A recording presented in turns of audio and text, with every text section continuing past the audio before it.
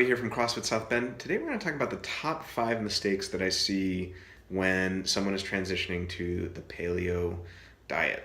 The paleo diet is something that's become very popular culturally, that a lot of people know about, or at least think they know about. They've heard about it in the popular media, but maybe, some things that they've heard are right, some things that they've heard might not be right. So we'll try to correct some of those mistakes today. We're big fans of the paleo diet here at the gym.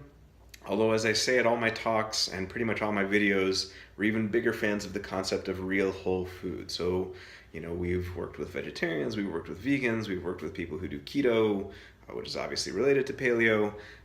So real whole food is the even more important concept, but we think paleo is a helpful improvement or addition to the idea of real whole food for a number of different situations. So what are the top 5 mistakes I see with the paleo approach?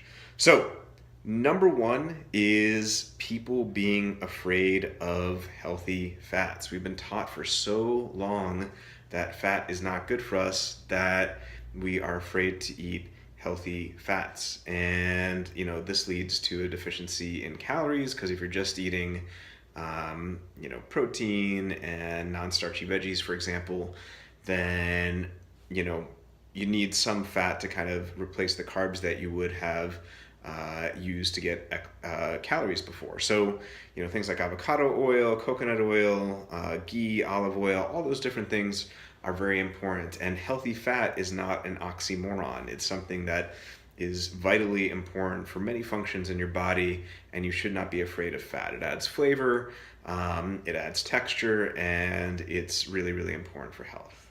Okay, so big issue number 2 is that people tend to try to calorie count or calorie reduce while they're transitioning to paleo. So as I've talked about in other videos,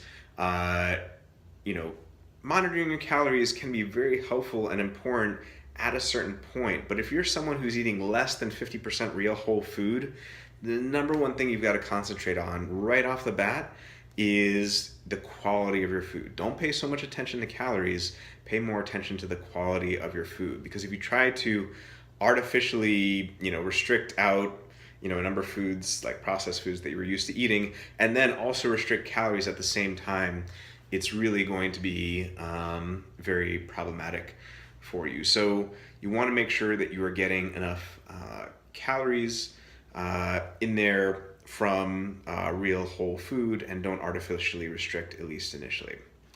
Okay, issue number 3. So we're big fans of the Whole30 here. I'm sure you guys have heard of it before. If you haven't, it's paleo. It's kind of a stricter form for 30 days where you just eat real whole food exclusively with no exceptions. We think that can be tremendously helpful and beneficial in certain contexts, but there's an issue when people try to go too strict too quickly, and then they do the 30 days and it just becomes another diet, right? Because they do the 30 days and then they fall right off. So we are very big fans of, making that time horizon a lot longer, where you transition to the Whole30. And then once you finish the Whole30, you learn how to eat healthy for the rest of your life.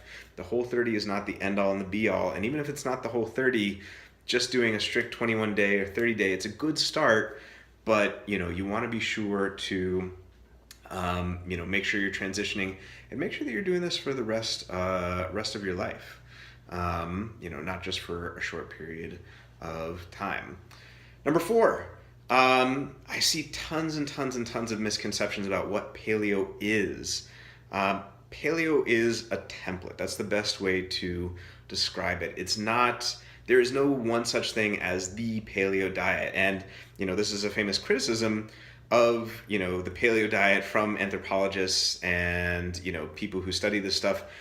But it's not really a legitimate criticism. Anyone who follows the paleo diet acknowledges that, the Inuit had a super high fat, high protein diet, and the Katavans had a super high carbohydrate diet. You can have different varieties of paleo, and so there's no such thing as the paleo diet. That being said, paleo is a template. It's a template for removing unhealthy fats from your diet, for having vegetables instead of breads and pastas and corn and rice and things like that. So it's a template. Don't think of it as a religion. Dairy can be good for some people or not good for some people. Quinoa can be good for some people and not good for some people. So that's mistake number 4. So don't treat it as a religion. And finally, mistake number 5 that I see is that, again, going back to this religion concept, unlike veganism or other food ideologies, for lack of a better term, this isn't a religion. Okay, this is a way that can help you, and you can eat this way the vast majority of the time, but you can also eat not paleo when it's a legit special occasion. So at the end of the day, it's not a religion. It's not like when you say, okay, well, I'm going paleo, you have to avoid bread for the rest of your life, for example, unless you have an autoimmune condition or something like that. So it's not a religion, and for legit special occasions, you can have other things. All right, guys, hopefully we've got a sense of the top 5 paleo mistakes now. We hope you found this video useful, and we'll see you next time.